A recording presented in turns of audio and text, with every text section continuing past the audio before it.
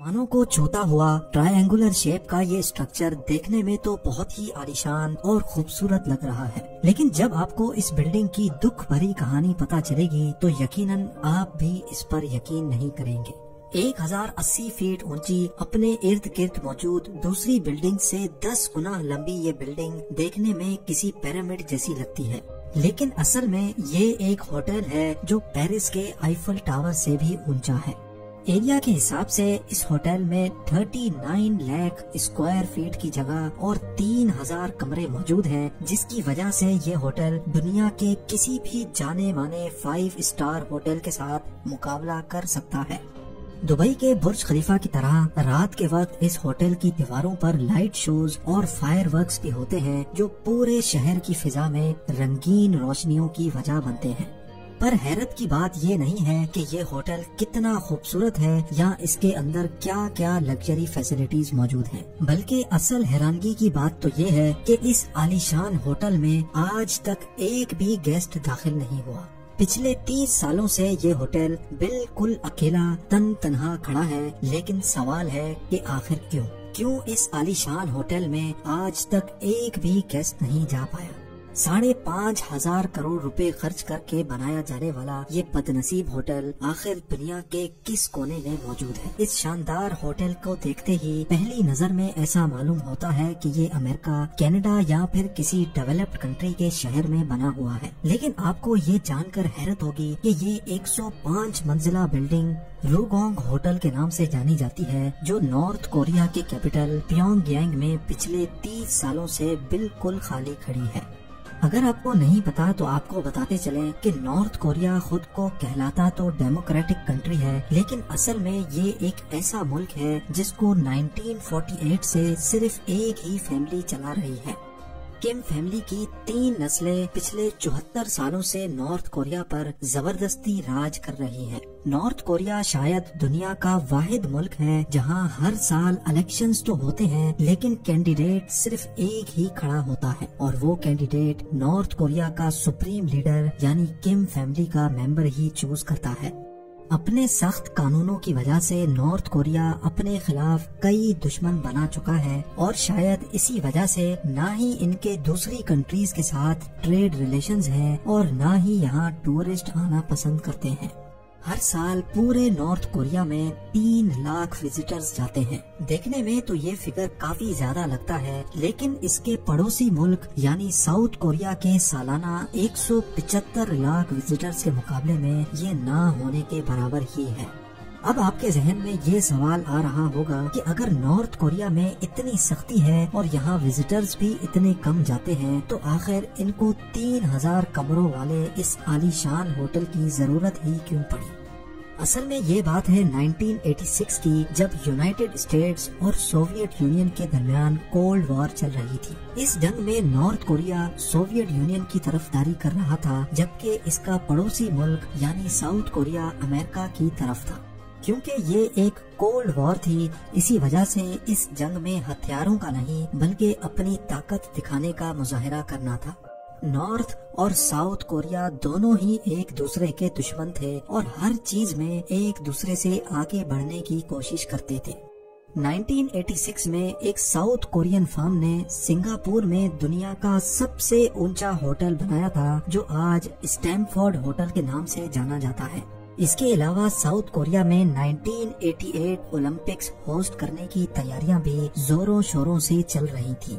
दुनिया का उस वक्त का सबसे ऊंचा होटल और 1988 ओलंपिक्स की वजह से साउथ कोरिया का पूरी दुनिया में बोलबाला था, लेकिन ये बात नॉर्थ कोरिया को किसी भी सूरत हजम नहीं हो रही थी। नॉर्थ कोरिया ने टसल में आकर अपने पास भी एक फेस्टिवल कराने का फैसला किया, जो कि असल में ओलंपिक्स का कॉपीड वर्जन था। ये फेस्टिवल 1989 में करवाया जाना था और उसमें आने वाले 22,000 पार्टिसिपेंट्स के लिए न सिर्फ प्योंगयांग का एयरपोर्ट एक्सटेंड किया गया, बल्कि 1.5 लाख लोगों के लिए एक ब्रांड न्यू स्टेडियम और 3000 कमरों का एक होटल भी बनवाने का फैसला किया। यह होटल 105 स्टोरी ऊंचा होना था, जो अनकरीब साउथ कोरिया के बनाए गए स्टैमफोर्ड होटल से वर्ल्ड रिकॉर्ड भी छीनने वाला था। نہ صرف اتنا بلکہ اس وقت دنیا میں صرف 21 ایسی بلڈنگز تھیں جن کے فلورز 100 سے بھی زیادہ تھے اور ان میں روگونگ ہوٹل کا نام سب سے اوپر تھا۔ اصل میں آ کر نارتھ کوریا نے اتنے بڑے بڑے ہوائی فائر تو کر دیے تھے، لیکن اتنا اونچا ہوٹل بنانے کا خواب ان کے گلے میں آ چکا تھا۔ اتنی اونچی بلڈنگ بنانے کے لیے بے شمار اسٹیل کی ضرورت تھی، لیکن اسٹیل نارتھ کوریا کے پاس موجود نہیں تھا۔ اسی وجہ سے انہوں نے فیصلہ کیا کہ یہ بلڈنگ صرف کنکریٹ سے بنائی جائے گی۔ کیونکہ یہ بلڈنگ صرف کنکریٹ سے بنائی جانی تھی، اسی وجہ سے اس کو کون شیپ دی گئی اور ہر سائڈ کو 75 ڈگریز جھکا ہوا رکھا۔ اس ہوٹل کے ٹاپ پر ورلڈ کلاس ریوالونگ ریسٹورینٹ اور دنیا کی سب سے اونچی آبزرویشن ڈیک بنائی جانی تھی۔ اس ہوٹل میں جو ماڈرن فیسلٹیز رکھنے کا پلان کیا گیا تھا، اگر نارتھ کوریا یہ بنانے میں کامیاب ہو گیا تو نہ صرف ساؤتھ کوریا بلکہ وہ پوری دنیا میں اپنی قابلیت ثابت کر دیتا۔ 1987 میں اس ہوٹل کی کنسٹرکشن تو سٹارٹ کر دی گئی، لیکن جب 1989 میں ورلڈ فیسٹیول ہوا تو 3000 کمروں والا دنیا کا سب سے اونچا ہوٹل کمپلیٹ ہونے کے قریب بھی نہیں تھا۔ عزت بچانے کے لیے نارتھ کوریا نے اعلان کیا کہ ٹیکنیکل مسئلوں کی وجہ سے کنسٹرکشن سلو ہو رہی ہے، لیکن نارتھ کوریا نے ہار نہ مانی اور ہوٹل اوپننگ کی ایک نئی ڈیٹ اناؤنس کی۔ اب ہوٹل کی نئی اوپننگ ڈیٹ نارتھ کوریا کے سپریم لیڈر کم il سنگ کی 80th برتھ ڈے سیلیبریٹ کرنے کے موقع پر رکھی گئی اور وہ تھی 1992 میں۔ کنسٹرکشن کا کام ایک بار پھر سے زوروں شوروں سے سٹارٹ کر دیا گیا، لیکن قسمت کسی بھی طرح سے نارتھ کوریا کا ساتھ نہیں دے رہی تھی۔ نارتھ کوریا جو کولڈ وار میں سوویت یونین کا ساتھ دے رہا تھا، 1991 میں سوویت یونین ٹوٹ گیا اور نارتھ کوریا کی اکنامی بری طرح سے کریش ہو گئی۔ اب نہ ہی ان کے پاس کسی کی سپورٹ باقی بچی تھی اور نہ ہی ان کے پاس اتنے پیسے تھے کہ وہ اس بلڈنگ کی کنسٹرکشن کنٹینیو رکھ سکے، لہٰذا اسٹرکچر کو ادھورا ہی چھوڑنا پڑ گیا اور ہوٹل کی لانچ کا خواب جو نارتھ کوریا نے دیکھا تھا ایک بار پھر سے بیچ میں ہی لٹک گیا۔ ہوٹل کی لانچ کا جو وعدہ کیا گیا تھا وہ اب دوسری بار بھی ٹوٹ گیا تھا اور دنیا بھر میں نارتھ کوریا کا مذاق بنایا جانے لگا۔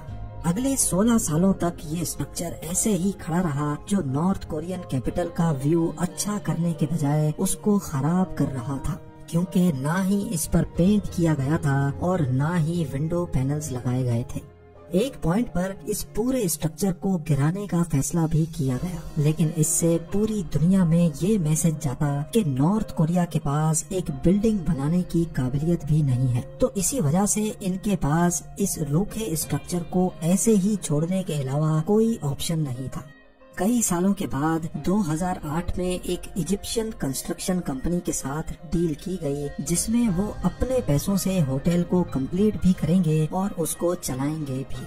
نارتھ کوریا کا سپریم لیڈر کم il سنگ تو اب مر چکا تھا، لیکن ایک بار پھر سے ہوٹل کی اوپننگ سپریم لیڈر کی 100th برتھ ڈے کے موقع پر 2012 میں رکھی گئی۔ ایجپشین کمپنی نے سب سے پہلے ہوٹل پر خوبصورت ونڈو پینلز لگائے تاکہ یہ کیپٹل سٹی کی خوبصورتی خراب نہ کرے، لیکن جب ہوٹل کے انٹیریئر ڈیکوریشن کا ٹائم آیا تو ایک اور مصیبت گلے آ گئی۔ 2011 میں نئے لیڈر کم جونگ ان نے نارتھ کوریا کا کنٹرول سنبھال لیا تھا اور انہوں نے آتے ساتھ ہی کچھ ایسے فیصلے کیے جس کی وجہ سے امریکہ نے نارتھ کوریا میں لگژری آئٹمز امپورٹ کرنے کی پابندی لگا دی تھی۔ ہوٹل کا انٹیریئر جس میں لگنے ہی تمام لگژری آئٹمز تھے وہ اب نارتھ کوریا امپورٹ نہیں کر پا رہا تھا۔ ہوٹل کی نئی اوپننگ ڈیٹ پر لانچ تو دور کی بات، یہ اندر سے دیکھنے لائق بھی نہیں تھا اور ایک بار پھر سے نارتھ کوریا بری طرح سے فیل ہو چکا تھا۔ کئی سال پہلے ضد میں آ کر دنیا کا سب سے اونچا ہوٹل بنانے کا جو ہوائی فائر نارتھ کوریا نے کیا تھا وہ اب ان کے گلے پڑ گیا ہے۔ دنیا کا سب سے اونچا ہوٹل تو دور کی بات، اب اس ہوٹل کو ایک نئے ورلڈ ریکارڈ سے نوازا گیا ہے۔ جی ہاں، Guinness book of world record کے مطابق یہ دنیا کی سب سے بڑی بلڈنگ ہے جو بالکل خالی پڑی ہوئی ہے۔ آج بھی اس ہوٹل پہ رات کے وقت لائٹ شوز اور فائر ورکس ہوتے ہیں، لیکن اندر سے یہ بالکل ویران بھوت بنگلے کا منظر پیش کرتی ہے۔